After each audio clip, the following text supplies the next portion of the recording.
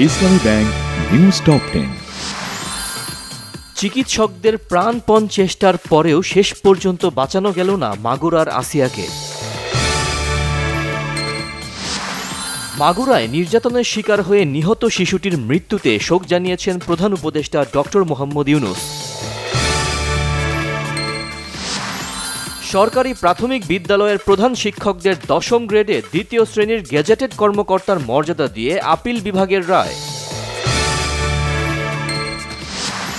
৪ দিনের সফরে বিকেলে ঢাকা আসছেন জাতিসংঘ মহাসচিব অ্যান্তোনিও গুতেরেস। কাল যাবেন কক্সবাজার, ইফতার করবেন ১ লাখ রোহিঙ্গার সাথে। সচিবালয়, যমুনা, শাহবাগ সহ রাজধানীর কয়েকটি এলাকায় সভা সমাবেশ মিছিল নিষিদ্ধ করেছে ঢাকা মেট্রোপলিটন পুলিশ। দেশে স্থিতিশীল পরিস্থিতি বজায় রাখতে পুলিশকে কাজ করার পরিবেশ তৈরির জন্য জনগণের প্রতি আহ্বান জানিয়েছেন IGP Baharul Alam.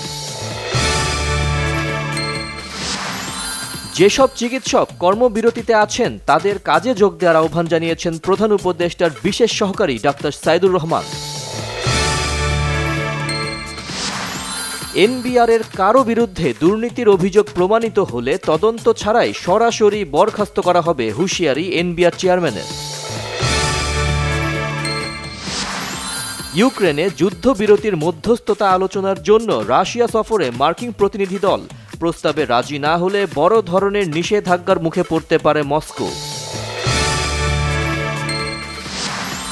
UEFA champions লিগের কোয়ার্টার ফাইনালে উঠেছে আর্সেনাল ও অ্যাস্টন ভিলা।